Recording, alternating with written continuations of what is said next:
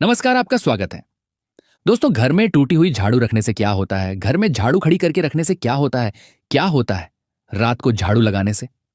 आज एक सच्ची कथा के माध्यम से हम आपको बताएंगे झाड़ू का हमारे जीवन में कितना अधिक महत्व है। एक झाड़ू कंगाल को धनवान और धनवान को कंगाल कैसे बना सकती है? दोस्तों, यह एक प्राचीन कथा है जो हमें सिखाती है कि घर की साफ सफाई और झाड़ू का सही उपयोग हमारे जीवन में कितना बड़ा परिवर्तन ला सकता है। यह कथा बहुत ही ज्ञानवर्धक है। इस कथा में बहुत से मंत्रों के विषय में भी बताया गया है जो आपको झाड़ू लगाते समय रोज बोलने चाहिए, जिससे आपके घर की सारी बुरी शक्ति नष्ट हो सकती है। तो चलिए आपको सुनाते हैं वह महान कथा। दोस्तों, एक समय की बात है, एक संत महात्मा अपने प्रवचन में झाड़ू का महत्व समझा रहे थे। वे भक्तों को बता रहे थे, झाड़ू लगाते समय यह मंत्र बोला करो, ओम रौद्रिके गिरिके नमः।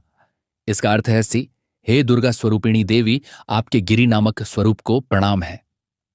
इस मंत्र के उच्चारण से घर की नकारात्मक ऊर्जा नष्ट होती है। श्रद्धालुजन मंत्र ध्यान से सुन रहे थे। तब एक जिज्ञासु महिला ने हाथ जोड़कर पूछा, बाबा, झाड़ू और माता लक्ष्मी के बीच ऐसा क्या संबंध है जो सफाई रखने से दरिद्रता दूर होती है? महात्मा जी मुस्कुराए और बोले, बेटी, तुम्हारे प्रश्न का उत्तर एक कथा से मिलेगा। सुनो, मैं तुम्हें दो स्त्रियों की सच्ची कथा सुनाता हूं, जिसे सुनकर तुम स्वयं समझ जाओगी कि घर की पवित्रता में ही लक्ष्मी का वास क्यों होता है। इतना कहकर संत ने आंखें मूंद दी और भगवान का स्मरण करते हुए कथा आरंभ की। बहुत समय पहले की बात है। एक सुंदर पहाड़ी गांव में दो पड़ोसिनें रहती थीं। दोनों ही विवाहित स्त्रियां थीं, पर स्वभाव और आदतों में एक दूसरे से बिल्कुल भिन्न। पहली का नाम सुशीला था। सुशीला जितनी सरल स्वभाव की थी, उतनी ही मेहनती भी। वह रोज तड़के सुबह उठकर सबसे पहले अपने आंगन में झाड़ू लगाती, पूरे घर को साफ करती। उसका मानना था कि स्वच्छता ईश्वर की पूजा के समान है। झाड़ू लगाते समय सुशीला भगवती लक्ष्मी का स्मरण करती। जैसे ही भोर होती, वह हल्की आवाज में मंत्र गुनगुनाती हुई झाड़ू फेरती। शुद्धे शुद्धे महादेवी, मार्जनी हस्ते शुभे, दरिद्रता विनाशाय, पुण्यम देहि नमोस्तुते। जिसका अर्थ था, हे महादेवी, आपके हाथ में यह झाड़ू पवित्रता का प्रतीक है।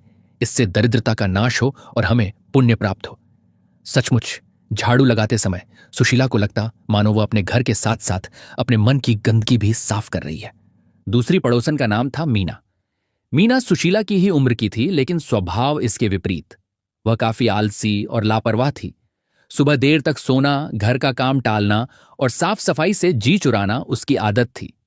मीना के घर के आंगन में अक्सर कचरे के ढेर पड़े रहते, कोनों में जाले लग जाते, लेकिन उसे परवाह नहीं थी। वह कहती, मैं कोई नौकरानी नहीं जो रोज झाड़ू लगाती फिरूं, इससे क्या ही फर्क पड़ता है। उसकी इस उदासीनता के कारण घर में जगह जगह धूल और गंदगी जम गई थी। सुशीला अपने घर को मंदिर की तरह सहेज कर रखती थी। वह झाड़ू लगाने के बाद आंगन के एक कोने में ही झाड़ू को पीछे की ओर छिपा कर रखती, ताकि किसी अतिथि की नजर उस पर न पड़े। वह कभी भी झाड़ू को पैर से नहीं लगने देती थी।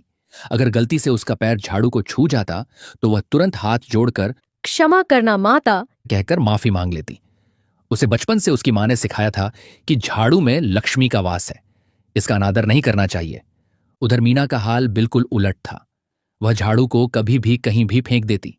कभी आंगन के बीचों बीच झाड़ू पटक देती, तो कभी दरवाजे पर ही छोड़ देती, जहां से गुजरते हुए सबका पैर उस पर पड़ता। उसकी झाड़ू भी पुरानी होकर टेढ़ी मेढ़ी और थोड़ी टूट गई थी, पर मीना नई झाड़ू लाने की बजाय उसी टूटी झाड़ू से काम चलाती रहती थी। कई बार सुशीला ने उसे समझाया, बहन, टूटी झाड़ू से मत झाड़ू लगाया करो, ये अशुभ होता है, इसे बदल दो। पर मीना हंसकर टाल देती। अरे, तुम्हारे वो देवी देवता क्या हमारे झाड़ू से नाराज होंगे? ये सब अंधविश्वास है। मेरे पास फालतू समय नहीं इन बातों के लिए। सुशीला को मीना की बातें सुनकर दुख होता। वह सोचती कि काश मीना समझ पाती कि यह कोई अंधविश्वास नहीं, बल्कि सदियों से चली आ रही अनुभूत सत्य है। खैर, सुशीला ने अपना कर्तव्य निभाते हुए एक दिन मीना के दरवाजे पर एक नई झाड़ू लाकर रख दी, ताकि शायद मीना उसे इस्तेमाल कर ले। लेकिन मीना को जाने क्यों ताना मारने की आदत थी। उसने नई झाड़ू देखकर सुशीला से कहा, तुम्हें बड़ी फिक्र है मेरी झाड़ू की। इतनी दया मत दिखाओ, मुझे उपदेश देने की जरूरत नहीं। सुशीला ने शांत स्वर में कहा, मैंने तो बस तुम्हारी सहायता के लिए रखा था, बुरा मत मानो। तुम्हारे बच्चे खेलते हैं इस आंगन में, इतनी गंदगी रहेगी तो बीमार पड़ जाएंगे। सफाई रखोगी तो सबका भला होगा। इस पर मीना तुनक कर बोली, मेरे बच्चों की चिंता तुम्हें करने की जरूरत नहीं। तुम अपने काम से काम रखो तो बेहतर होगा। सुशीला चुप हो गई। उसने नई झाड़ू वहीं छोड़ दी और मन ही मन ईश्वर से प्रार्थना की कि एक दिन मीना को सच का एहसास हो जाए। समय यूं ही बीतता रहा। सुशीला अपने नियम पर अडिग रही। रोज सुबह स्नान के बाद पूरे मन से घर बुहारती, पोछा लगाती, गोबर से आंगन लीपती और तुलसी पर जल चढ़ाकर दीप जलाती। उसके घर में हमेशा एक पवित्र वातावरण बना रहता था। कम साधन होते हुए भी उसका घर सुकून भरा था और परिवार में प्रेम था। मीना के घर में दिन प्रतिदिन अव्यवस्था बढ़ती गई। उसने कभी समय निकालकर ठीक से सफाई नहीं की। कचरा एक कोने से दूसरे कोने बस सरकाती रहती, पर बाहर नहीं फेंकती थी। आलम यह कि कभी कभी घर में अजीब सी दुर्गंध आने लगती। उसके पति रामू भी कई बार टोका करते, मीना, थोड़ा घर साफ रखा करो। बच्चे भी गंदगी में खेलते हैं, सेहत खराब होगी उनकी। मगर मीना टाल देती।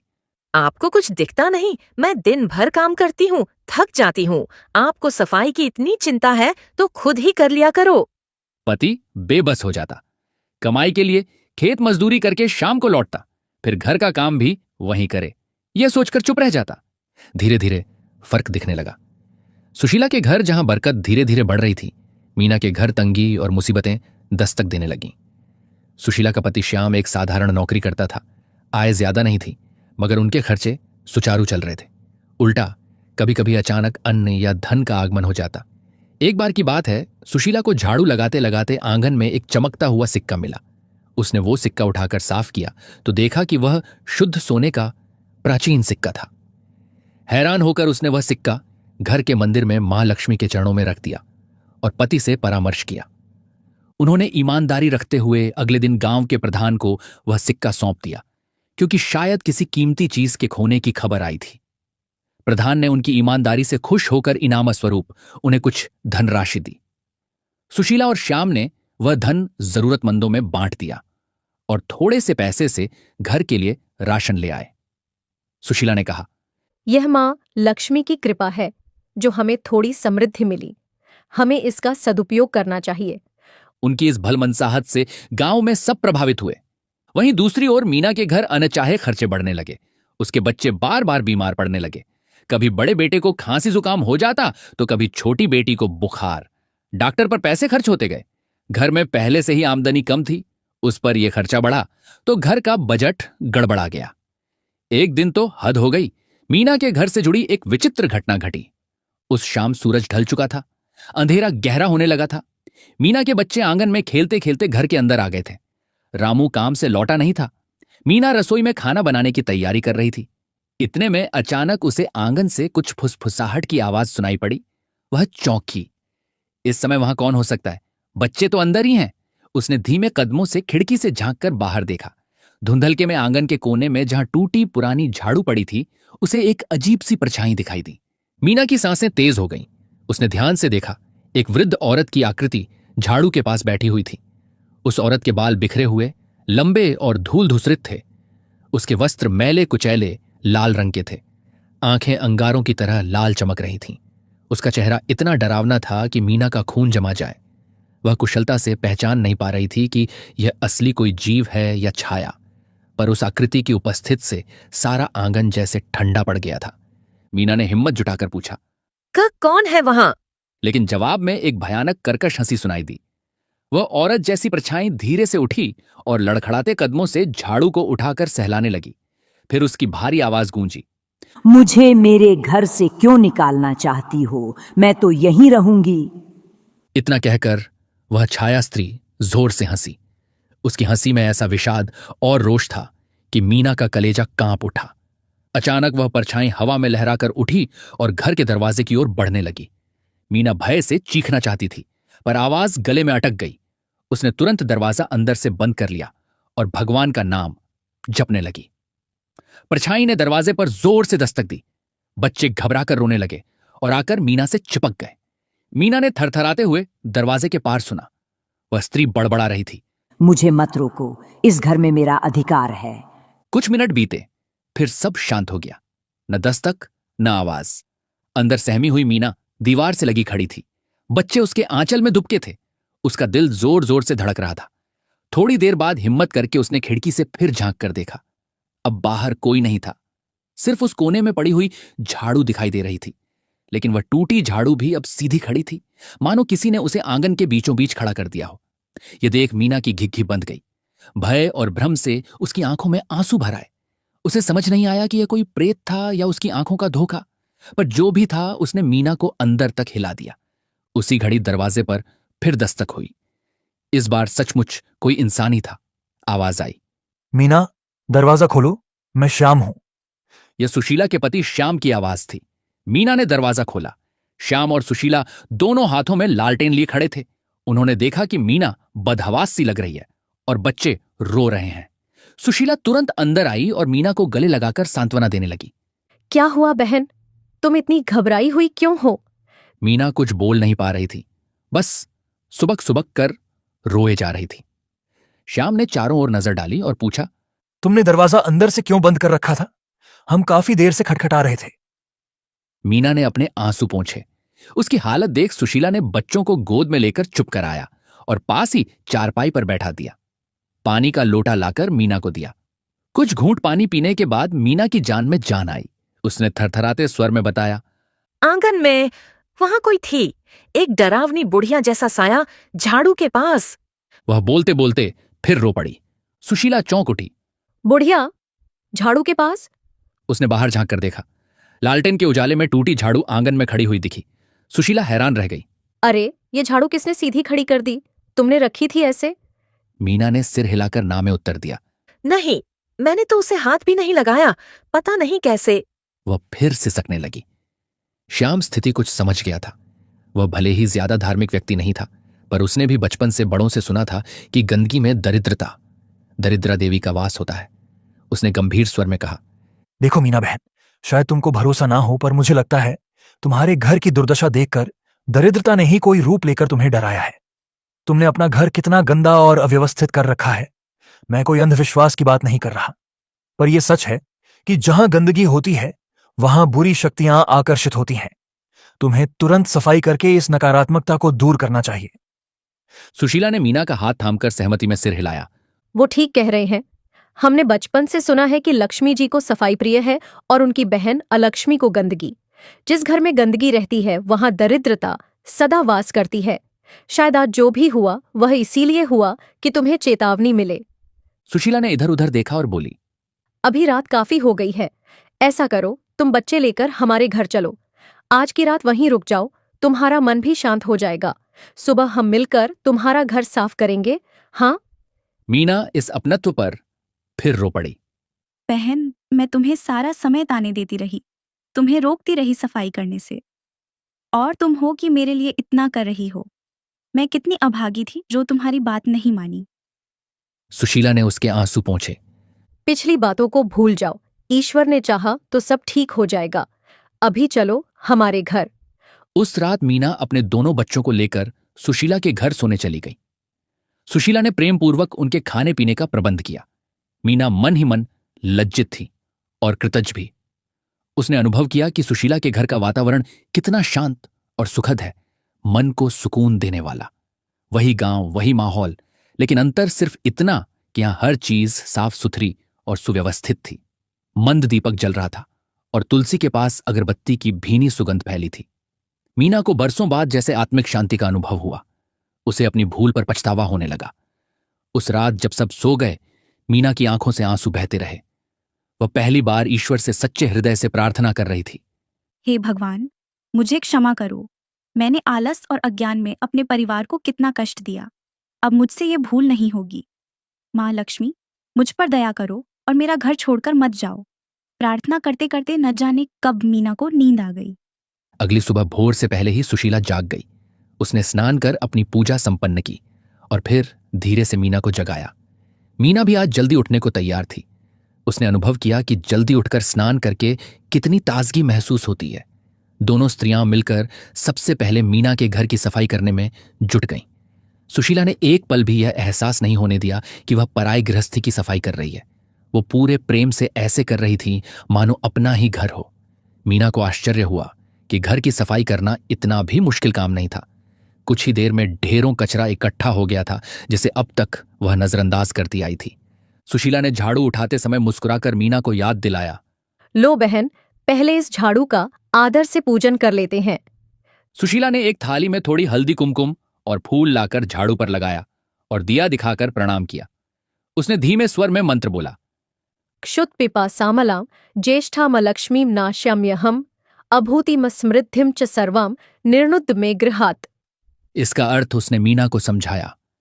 हम प्रार्थना करते हैं कि दरिद्रता रूपी ज्येष्ठा अलक्ष्मी का हमारे घर से नाश हो और सब अशुभ दूर हो जाएं।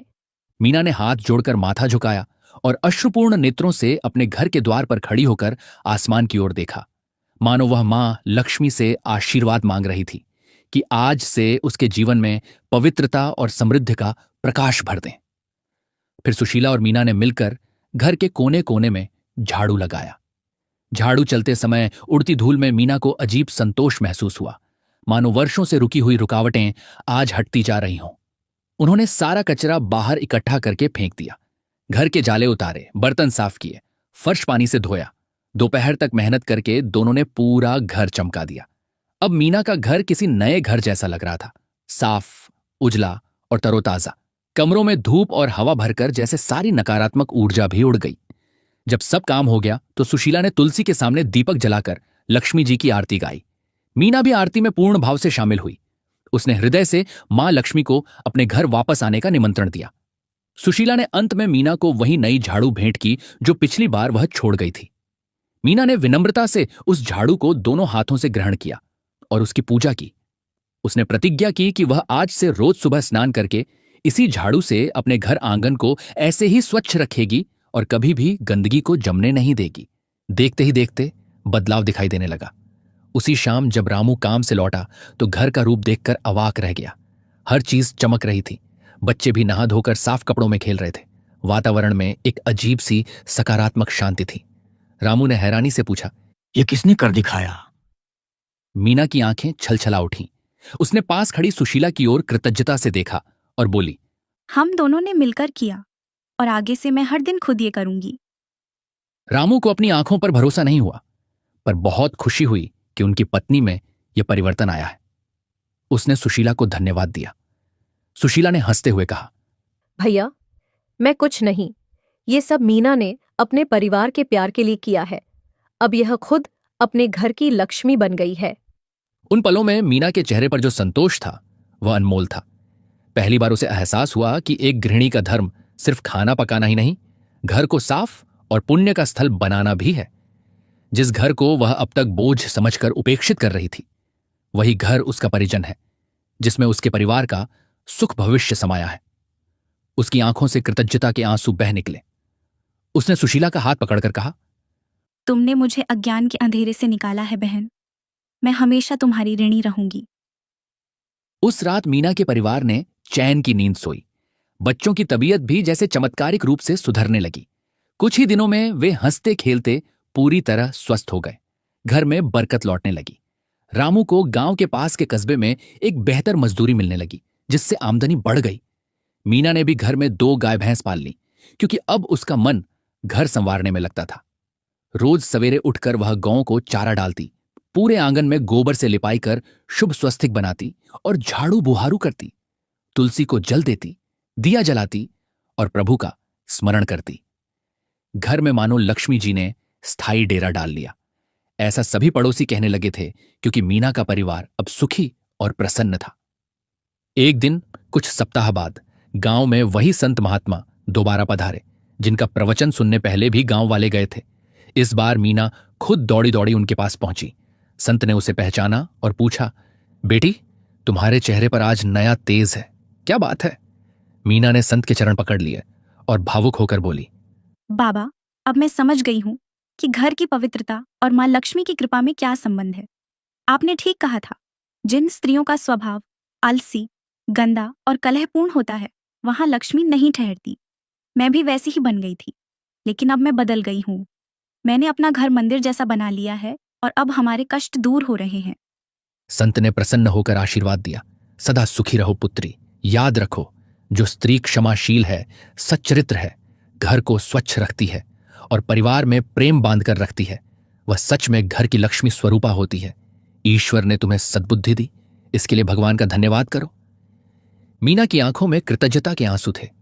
उसने सुशीला को पास खड़े पाया और उसका हाथ पकड़कर संत से कहा, मेरे लिए ये मेरी बड़ी बहन के समान है। अगर इसने मेरे अंदर भरोसा ना जगाया होता और हाथ ना थामा होता तो शायद मैं कभी ना संभल पाती। सुशीला संकोच से बोली, मैंने कुछ नहीं किया बाबा, सब माँ लक्ष्मी की कृपा और आपकी कथा का असर है। संत ने दोनों महिलाओं को संतोष भरी नजरों से देखा और कहा, तुम दोनों वास्तव में प्रशंसा के पात्र हो। एक ने धैर्य और सद्भाव नहीं छोड़ा, दूसरी ने अहंकार त्याग कर सच्चे हृदय से सुधार का मार्ग अपनाया। यही जीवन का सार है। इसके बाद संत ने गांव वालों की ओर देखते हुए जोर से कहा, कई बार लोग अज्ञानवश छोटी छोटी बातों पर ध्यान नहीं देते। उदाहरण के लिए झाड़ू को गलत जगह रखने या सूर्यास्त के बाद झाड़ू लगाने से भी अशुभ परिणाम हो सकते हैं। कहते हैं कि शाम के समय घर में झाड़ू लगाने से लक्ष्मी नाराज होकर बाहर चली जाती है। इसलिए झाड़ू को हमेशा आदर के साथ घर के ऐसे कोने में रखना चाहिए जहां उस पर सीधी नजर न पड़े और कभी पैर न लगे। झाड़ू को खड़ा करके रखने की बजाय भूमि पर लिटाकर रखें और समय समय पर पुरानी या टूटी झाड़ू को बदलते रहें। झाड़ू लगाते समय यदि मन में मंत्रों का स्मरण किया जाए तो घर से दरिद्रता और कलह दूर रहते हैं। जिस घर की स्त्री गृहकार्य से पलायन करे, अपवित्र रहे और कलह करे, उस घर को दरिद्रता घेर लेती है। और जो स्त्री घर को स्वच्छ रखे, सेवा भाव रखे और श्रम से न हिचके, वह स्वयं लक्ष्मी का रूप बन जाती है। इसीलिए स्वच्छता अपनाओ, आलस्य त्यागो और मां लक्ष्मी की कृपा पाओ। दोस्तों, आशा है आपको यह कहानी पसंद आई होगी। इस कहानी से हमें शिक्षा मिलती है कि घर की स्वच्छता केवल बाहरी सफाई नहीं, बल्कि आंतरिक सुख शांति का भी आधार है। मां लक्ष्मी की कृपा पाने के लिए हमें अपने घर और मन दोनों को स्वच्छ रखना चाहिए। अगर आपको यह कथा सुनकर अच्छा लगा हो तो कृपया इसे लाइक करें, अपने विचार नीचे कमेंट में लिखें, ज्यादा से ज्यादा लोगों को शेयर करें और हमारे चैनल को सब्सक्राइब करना ना भूलें। आपके सहयोग से ही ऐसी प्रेरक कहानियां हम आप तक पहुंचाते रहेंगे। धन्यवाद।